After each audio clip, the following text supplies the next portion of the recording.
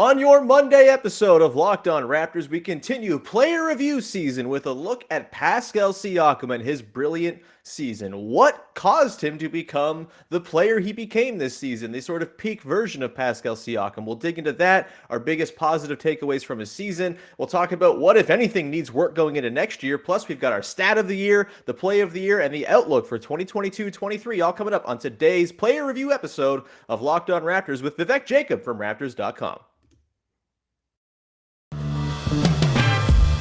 You are Locked On Raptors, your daily Toronto Raptors podcast, part of the Locked On Podcast Network, your team every day.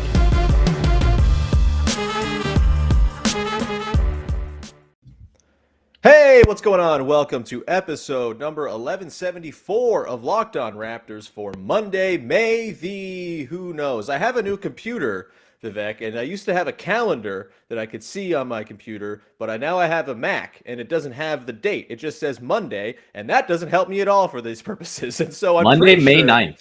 It's Monday, May 9th. Thank you for stepping in to help me. My brain is soup. I have no idea what is up and down, but that's okay. I'm your host, Sean Woodley of RaptorsHQ.com. You can find me on Twitter as always, at WoodleySean. You can find the show at Locked On Raptors, where you can find links to every single episode of the podcast. You can also go and follow, subscribe to, rate, review the podcast on all your favorite podcast apps for the low, low price of On the House. You can also go to YouTube and join the nearly 2,000 people who have subscribed over there to see my mug and my guest's far better looking mug all the time, every day on the YouTube side of things. So thank you for doing that, and thank you for making us your first listen of the day. All right, on today's show, we are talking Pascal Siakam, the best player on the Toronto Raptors this season. We're going to review his season in depth. We, of course, have already reviewed the seasons of Scottie Barnes. That was back on Thursday. And then I talked about Chris Bosh on Friday's show if you want to go check those out. But we're talking Pascal today and digging into a truly wonderful, very satisfying season to watch if you are a longtime Pascal Siakam supporter, believer, defender, what have you, like I think my guest and I are. So let's get to it. Welcome in, Vivek Jacob from Raptors.com. How's it going, pal? It's good. It's good. Had a good weekend. Had a refreshing weekend. That's good. Happy belated Mother's Day to the moms. And shout out to the moms. Yeah, ready to talk some Pascal.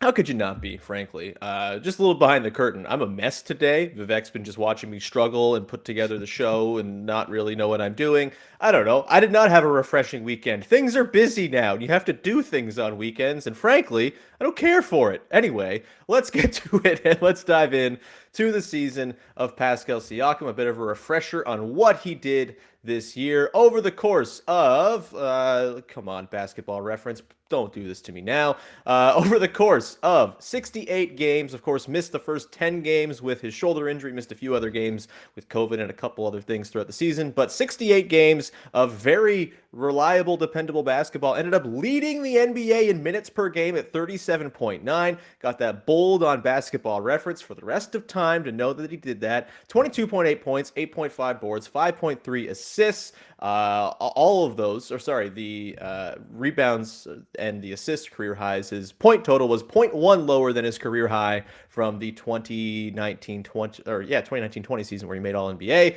He shot 49% from the field, 34% from three. He shot 53% on twos, had some struggles at the line that were a little bit inexplicable, 75% for the season, which kind of cut into his true shooting percentage, but finished with a 56.5 true shooting percentage on pretty high usage as the highest usage guy on the team at 25.8 usage rate. He was very good, Big V. Let's dig into the way we start these player review episodes off with every player we talk about. What was your biggest positive takeaway from Pascal Siakam this season?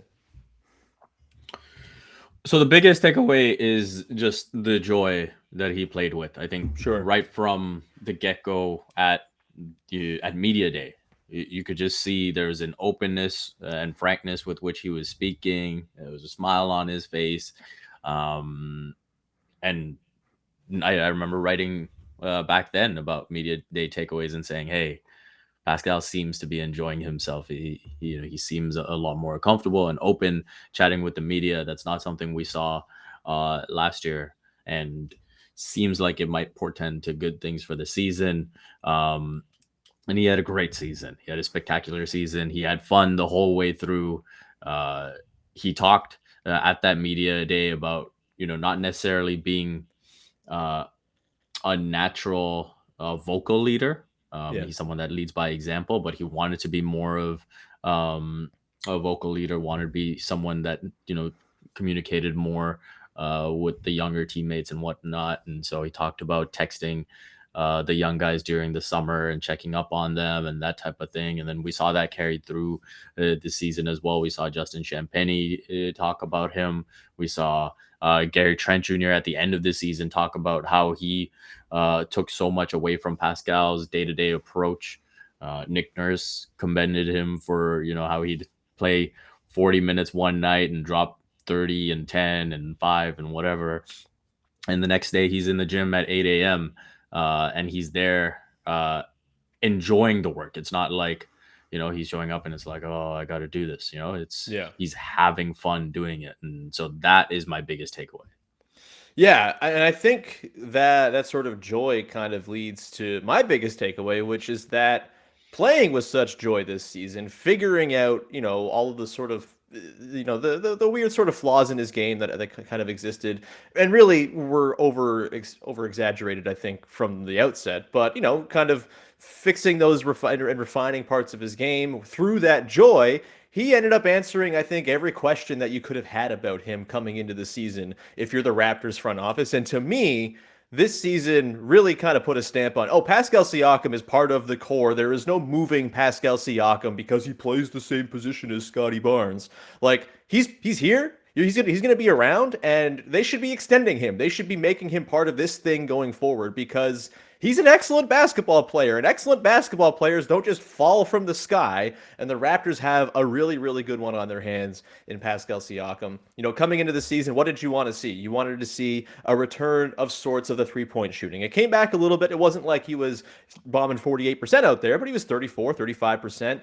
I think he kind of dipped in the final week of the season from when he was at about 36 because he had a couple of wonky games. That's fine. He became this sort of otherworldly playmaker as well. Like, he's not on the level of, say, a Nikola Jokic or, the best playmakers in the NBA, but he's in that next tier, I would argue, like right below that first upper crust of playmakers in the NBA. And the numbers back it up. We'll get to that in the stat of the day, in the very stat of the year, at the very end of the show. But he just was an all-encompassing, totally in control player on offense. And then he coupled that with a huge bounce back on the defensive end as well. And I always thought that even in his worst moments, think back to the bubble, for example, against Boston, where his offense was miserable, I still thought his defense in that series was outstanding. And it's always kind of been a thing he can lean on and a thing that makes him a valuable player, even when his offense isn't totally humming along. And to the point of like the leadership you were talking about, what he did on defense this season, he was the captain of the Raptors defense. He was screaming at dudes when they were out of position and when they were making mistakes. He was calling guys to account when they were not executing the scheme. He always seemed to be in the right place. He always seemed to be there to clean things up. He was just everywhere, man. He was just such a fun player to watch this season, a really satisfying player arc to sort of see unfold as well. And you would assume it's only going to continue in the positive trajectory going into next season as well. Like, you're on the same boat, right? Like, he is part of the answer. He's part of the next great Raptors team. He's part of the core. You're pairing him with Scottie Barnes and trying to set that thing up, at least for the next few years, to try to see how, what you can do in the early part of Scottie Barnes' career when he's still on his rookie contract, right? No question about it. I mean, we always put these like the collective the imaginary ceilings on players. And so I think people are looking at the whole, Scottie's 20, Pascal's 28, and saying, oh, that's too much of a gap. But also the other way you have to look at it is Pascal is someone who takes care of his body. Obviously, things can happen where you get hurt and whatnot. Mm-hmm. That's out of your control. But I expect him to maintain his level of fitness. You look at what he's able to give on the offensive end as well as the defensive end. I expect that to continue for years to come. And so when you look at it from that perspective, he's just turned 28 a month ago. I would expect him to be able to play at a high level for at least the next 5 years, possibly 7, right? So in that 5 to 7 range, that's a long time. That's a good enough time to be part of, the process now and going forward. And so that's the way I look at it. And so any stuff about, needing to break it up, unless you get to a But they need depth, where... Big V. You got to trade him for depth or some shit. Yeah. Like unless you get to a point where you're literally just running into the same wall like you did with, and I think that's part of it too, right? People on some level are maybe just afraid of seeing what happened with the We the North era, where you're just running into that same brick wall over and over again. That was LeBron James. But I don't think you can approach it the same way, right? Especially when there is the parity that there is in the league right now. And so I think Pascal and Scottie can be an absolutely tremendous duo. And I think they both want that to be the case, which is probably the most important thing. In hindsight, it's hilarious that we view running into the brick wall that was LeBron James as like some sort of like negative thing. It's like, oh yeah, they're the team that happened to run into them every year. Like that they were the team that like consistently made it far enough to play them and get, spanked by LeBron. Like, yeah, you run into that wall, but then you kiss that wall and bow to it because it's LeBron freaking James. And you just say, well, good job, wall. You did your job. Either way. I'll push back a little bit there. I think it's about how you do it too, right? Like when the Pacers can take them to 7, when the Celtics can take them to 7, and you get swept, Yeah, the 2018 series will always be the one that stands out. The one where they referenced, oh man, if not for game 1, after every single game after game 1, you knew they were doomed, man. It was never going to turn around for them. They were broken by those missed tip-ins by JV. But yeah, Pascal Siakam, man, a really, really incredible season. He's around, Samson Folk wrote a great piece sort of saying, hey, like Barnes and Siakam is a duo now. Like that's just sort of like the future you go forward with. Everything revolves around that duo. I agree. The whole timeline thing is just such a weird and sort of narrow way of viewing team building, and it really just kind of screams of like people who just need things to be organized in their brains. And it's like, well, if everyone's 23, it makes sense to me and my brain works. But no, that's not how it works. That's not how most great teams are built. And having a guy who's 8 years older than another guy is like not some slight against the team or anything like that. It's actually kind of a way you ensure long-term sustained success, which is kind of the whole Raptors thing, is what they're trying to achieve here, is long-term sustained success that doesn't just fizzle out when the one era of 20-year-olds ages out of your team. So yeah, Pascal's around, and that is a damn good thing. I want to hear no Pascal trade rumor nonsense this offseason. We won't be entertaining it in the slightest on this show, so you don't have to worry about that. We're going to continue on. We're going to get into the stuff that might need some work from Pascal Siakam going into next season. Areas that he can improve, areas he can refine and touch up just a little bit. There's not a whole lot of negative to dig into from this year, but we'll do our darndest in just one sec. But first, I want to tell you about our friends over at betonline.net, your number one source for all of your sports betting stats and info. You can find all the latest developments, league reviews, and news, including this year's basketball playoffs, Major League Baseball, and with the Kentucky Derby down, there's 2 more big horse races, the Belmont and the Preakness. I think those are what they're called. But if you are a horse person who knows what those races are called, you can go and get your information and figure out who you should be putting your money on when those races come across the schedule. BetOnline is your continued source for all your sports wagering information, from live betting. You got the playoffs, esports, you've got Vegas casino games, so much more. Head to the website, use your mobile device, learn more about the trends and the action. BetOnline is where the game starts.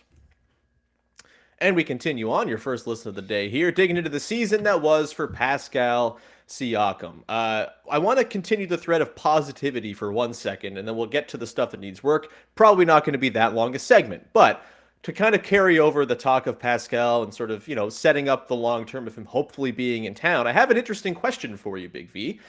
This was sort of a thing that was brought up this year, near the end of the season, as it looked like Pascal might make All-NBA. And it's something I'm going to have to reckon with, and I'm very excited to do so when I write my annual Ranking Every Raptor piece, updated for this season. Is Pascal Siakam now a better Toronto Raptor than Chris Bosh? Man, you put me on the spot here. I'm gonna have to double check I know. Chris Bosh's accomplishments as a Raptor. I do think that he's got to a point where he's a better player than what Chris Bosh was in Toronto. I'm just trying to look back on the accomplishments while he was in Toronto. So Chris Bosh he made was all rookie. he made one All NBA team. Yes. 06-07. The year they made they're the 3 seed. The Sam Mitchell Coach of the Year. A very weird season. Yeah. And he made 5 All-Star teams. 5 All-Star teams with the Raptors. Yeah. Right. So I mean, the stats case is in Bosch's favor. Like Morgan's played 20.2 a game, 9.4 boards, 2.2 assists. Siakam is at, as of right now, 400 career games. He's at 19. Oh, that's per 36. He's at 15.7, 6.3, 3.1. So the stats case is very much in Bosch's favor. But I would argue, like you said, that Siakam is a better overall basketball player, sort of a more sort of obvious guy you can build a winning team around than Chris Bosh was during his time in Toronto. And look, a lot of this is they built a horrible team around Chris Bosh, and it was not all his fault, and he left for good reason. But like, I guess it comes down to, playoff success. Bosh made 2 playoff series, won 2 playoff games in his entire time with the team, or I guess 3. They lost to 5 to the Magic, so 3 total playoff wins in 2 appearances. Siakam had hit the game-winning shot in the literal clinching game of the NBA Finals. The kind of not made the same in the accomplishments department. Siakam is possibly going to be a 2-time All-NBA guy now, most improved player. I don't know. Answer in the chat if you'd like, Chris Bosh or Pascal Siakam. I think I lean Pascal because I'm less of a sort of adhering to the overall numbers case. And also, Chris Bosh had 1 season where he scored more than Siakam did in either 2019-20 or this season, if we're just going on a points per game basis as well. So it's a tricky one, man. I think he's right there. I mean, the thing we know is it's just, even if it's not now, it's just a matter of when. Yeah, right? we're going to be talking about Siakam versus DeMar within a couple of years, I would argue. Like that's the track he's on. So, I think Pascal has surpassed the player that Chris Bosh was. In terms of the accomplishments, I think that's where it gets tricky because Bosh never had any of the teams that Pascal got to be on. Right. And, I bet he would have loved to have that type of talent on his team, on any of those teams. So Bosh said he spent his whole career playing with Tampa rosters. Like, pretty much. So that's where I kind of lean to just giving that bit of respect. And I think the other thing you kind of got to note here is, he made those 5 All-Star teams and he left when he was going into his age 26 season. Right. Yeah. So he did a lot while he was still very, very young.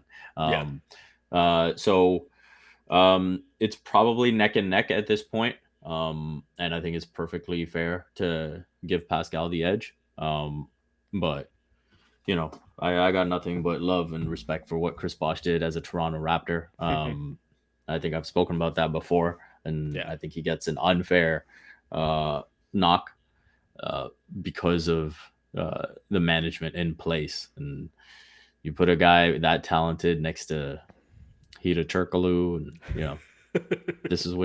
that's what you're gonna get in terms of team accomplishments. And then you know what, man, like even if Jorge Garbajosa is able to stay healthy, I think they probably find a way to win that net series in the first round. And who knows, maybe things play out differently from there. Nothing against the god Jorge Garbajosa, but if that's the swing piece for Chris Bosh's playoff career with the Raptors, that is some somber stuff, man. Well, I mean, you had to go from him to starting Joey Graham, right? Well, at least I think that's Luke what Sam Jackson Mitchell played in that series. Yeah, it was Joey Graham's gonna figure it out next year. It's coming. It's on the way. It's definitely stay tuned for ranking every Raptor later this summer as I try to answer that question. But I think I'm leaning Pascal for now because I don't care about tradition, I suppose. Also, Brian Colangelo should be paying Chris Bosh royalties for the hurt that he did to his reputation in Toronto for assembling those god-awful teams around him. Let's get to the stuff that Pascal can work on for next season, Big V. Not a ton, I would argue. Like, he was a pretty all-encompassing, awesome player this year. All-NBA NBA guys don't have a ton to work on typically, but is there one area you'd like to see maybe a bit of a refinement, a bit of an uptick in production from Pascal going into next season? Yeah, for sure. I think just continuing to extend his range. The very best players in the league have a level of gravity at every level of the floor. And Yeah.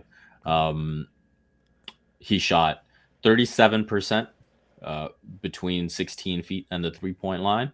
Hmm. And I think when you look at his non-corner three shooting, he was at 32%.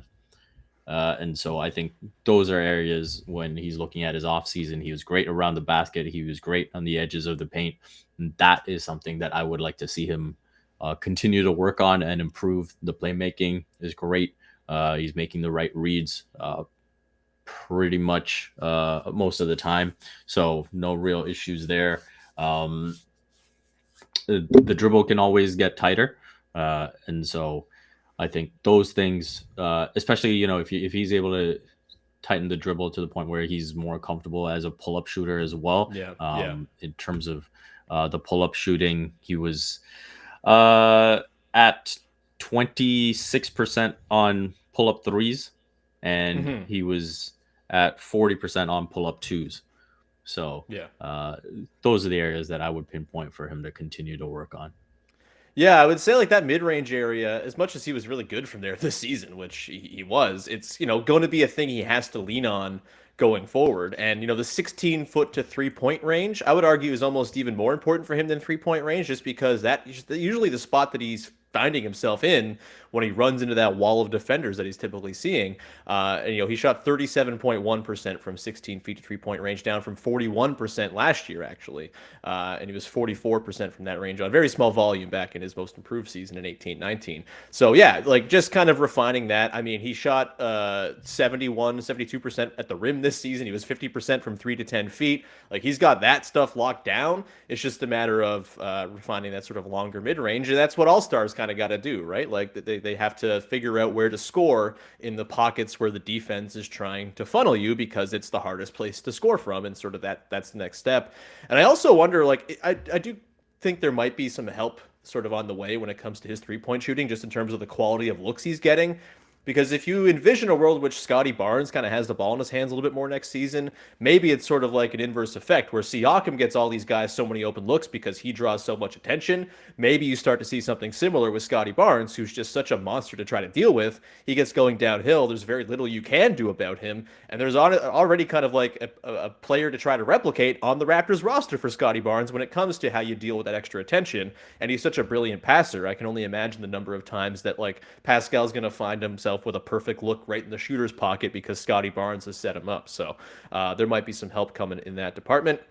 It'd be cool if he could kind of recapture the shooting chart he had back in 2019-20, where he was kind of pulling up bombs from three, and the percentages weren't as high as sort of the aesthetics might have suggested, but he did alter his shot chart that season pretty substantially, and was a big driver of why he was an All-NBA player that year. So yeah, I mean, it really, like, you could say, oh, maybe he refines like the assist to turnover a little bit, but he's like a 2-to-1 guy with the amount of usage he has. Like, what are you supposed to do? Like, he's doing really well in that department as well with the ball security too.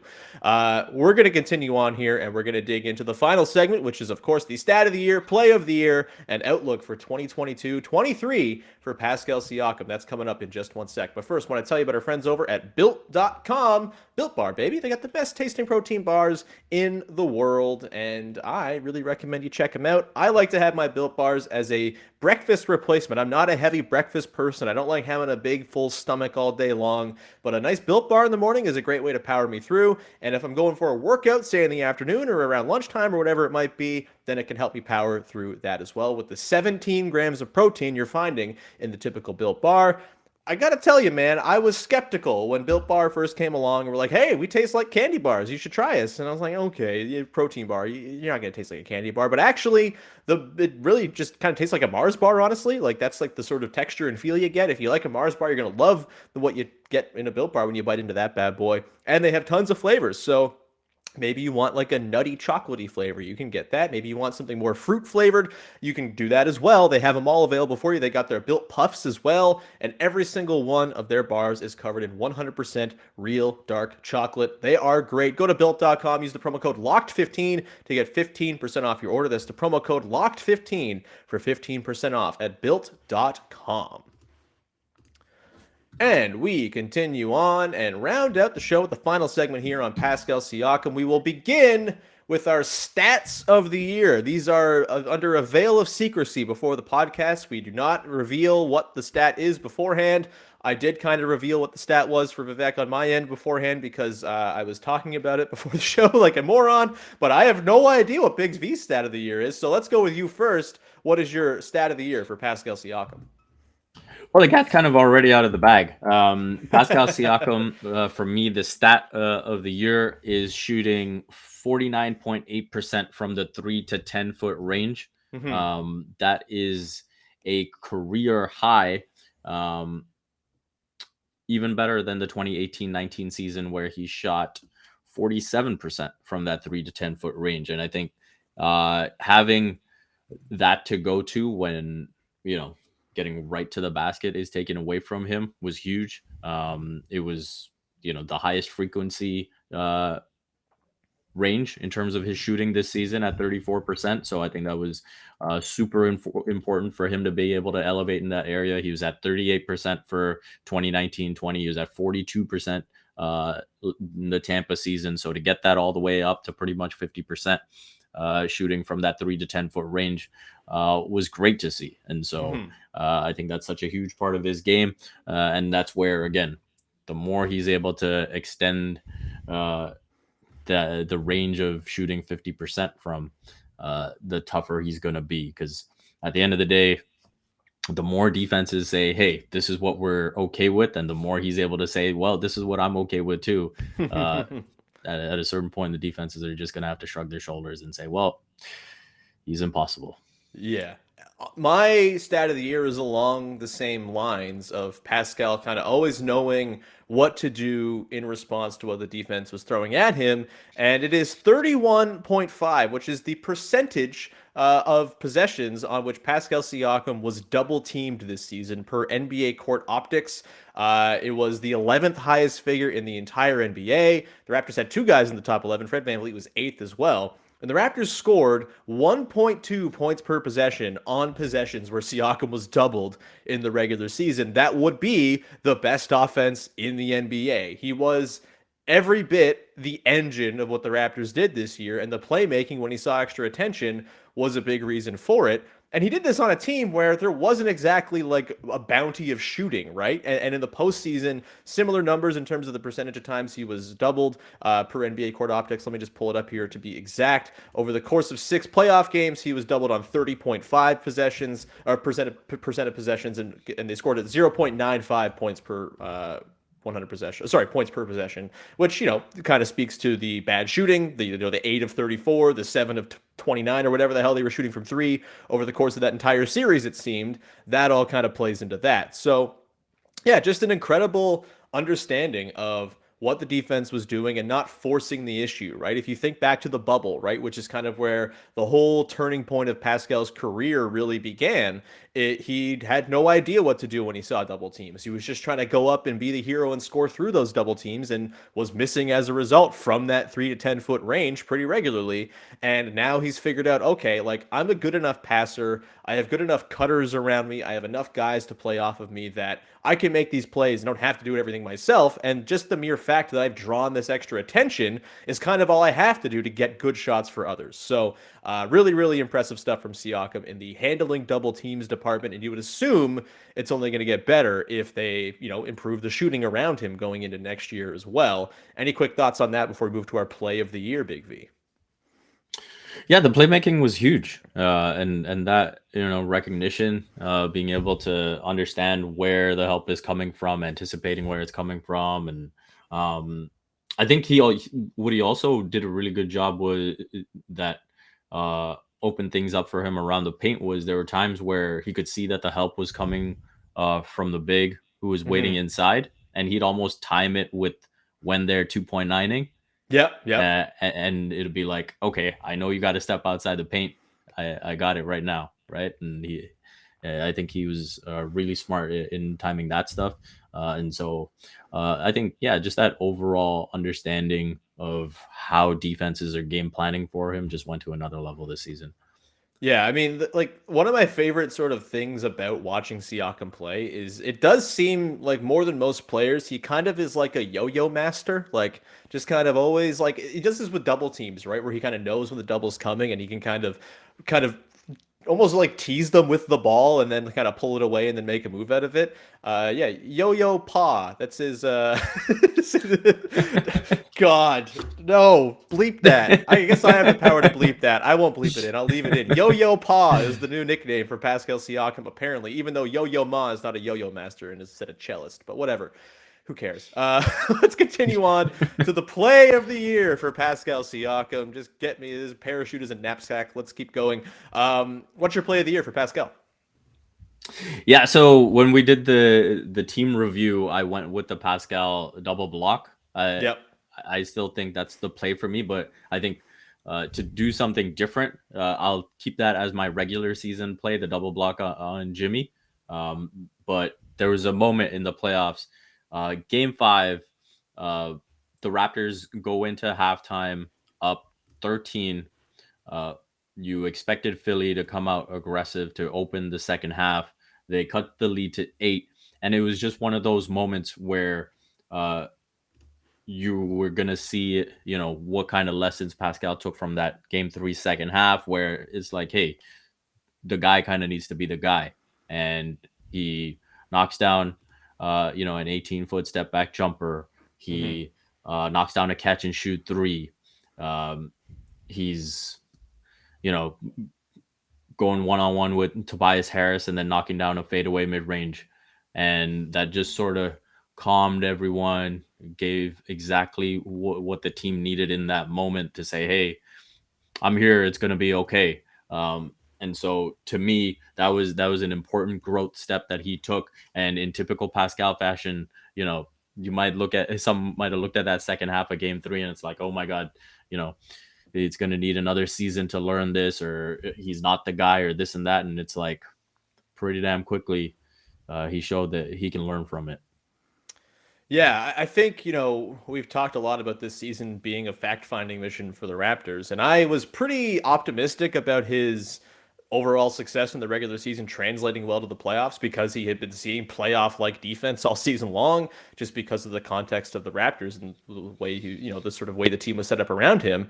And that bore out. Like, he very much carried over pretty much exactly what he did in the regular season to the playoffs. 22.8 points, the exact same as his regular season scoring total. Rebounds down a touch, assists up to nearly 6 a game. And his true shooting was, he shot better than, what was he on twos? He was 52% on twos. He was 48% from the field. He didn't have a great series from 3 against the Sixers, just 24%. But his true shooting, 55.8, just below the 56.5 we saw in the regular season.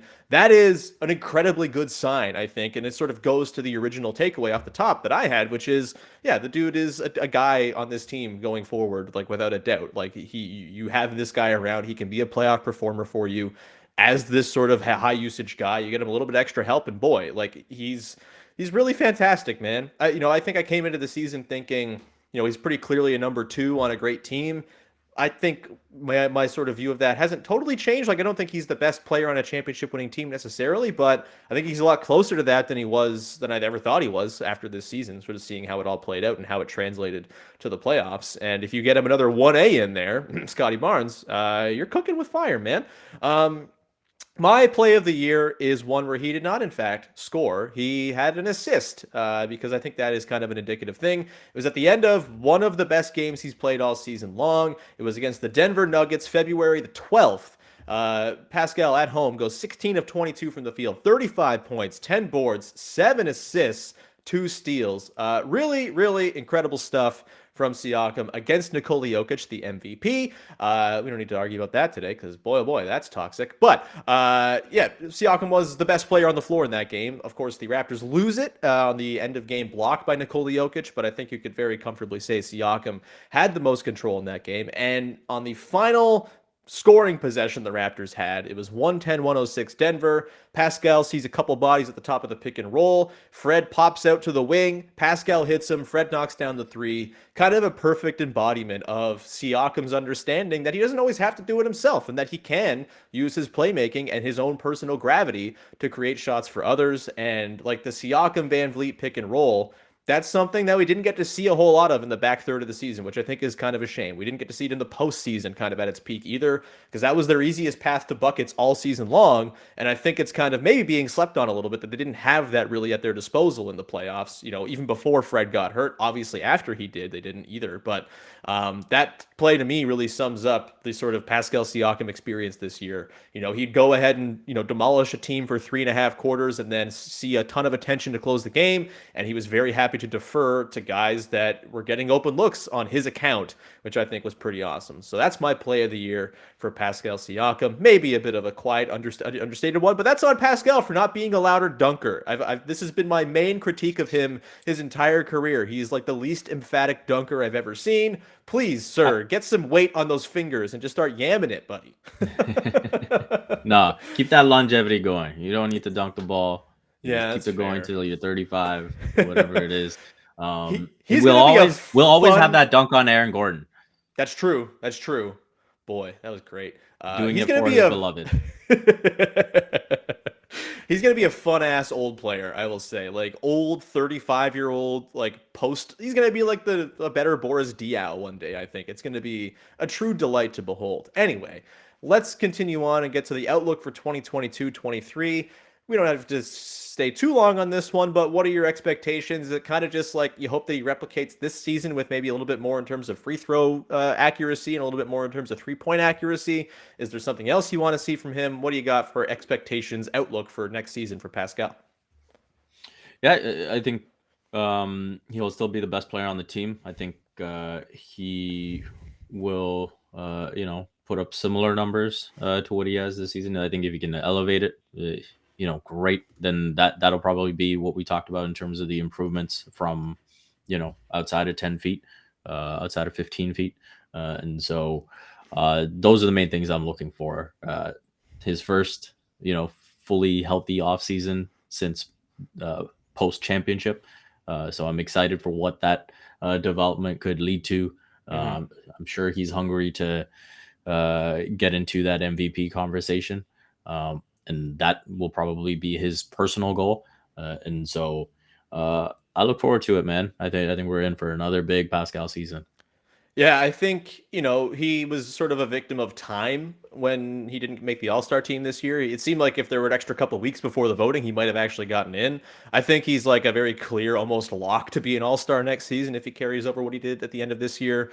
All-NBA obviously still on the table. Lots of forwards are coming back from injury, but other guys get hurt. Things happen. Like it's always kind of there's always spots available that you didn't think might be available. But I think, be in the All-NBA conversation again. And I think, I'm very interested to watch the sort of simpatico between him and Scottie Barnes and kind of how that relationship develops, because I would like to see Scottie increase the usage a little bit. I agree. I still think Pascal will be the best player on the team by season's end, but I think I'm looking for Barnes to kind of declaratively say, well, I'm number 2, and how those guys kind of play off of one another, what that looks like as kind of a weird two-headed monster of 6'8" ball handlers. Like, I'm very excited to see it, and I think it should work pretty well because the chemistry they seem to have is excellent. They're both genius basketball players who seem to know exactly what the other's trying to do, and I look forward to that duo kind of being the star of the show next season, and I frankly can't wait to go check that out. You should also check out Big V's work, who you write a lot of stuff, a lot of places. Where can people check out your work here before we get out? Yeah, Raptors.com, CBC Sports, and you can follow me on Twitter at Vivek Jacob. Hell yeah, you can. You can find me at Woodley Sean. You can subscribe to the podcast wherever you get your podcasts. It's always appreciated when you go ahead and support the show on audio or on the video on YouTube. If you go do that, you're just going to warm my heart and stroke my ego, which frankly, you should be trying to do all the time if you're a supporter of the show. It's a free podcast. The ego stroking is all we ask for over here. Anyway, let's wrap it there. Thank you so much for tuning in. We'll be back again tomorrow. Not exactly sure who's on tomorrow. It might be Katie. We'll be talking about OG, but we do have Katie Heindel lined up to talk about OG this week. We've got Samson Folk lined up to talk about Precious Achiuwa, and we've got Karina Mustafa lined up to talk about Fred VanVleet. So it's going to be a loaded week of great guests coming up on the podcast over the next few days. Thank you for tuning in, as always, and we'll talk to you again on Tuesday with another episode of Locked On Raptors. Now, go check out Locked On Leafs as they got real sad after last night's game. Bye-bye.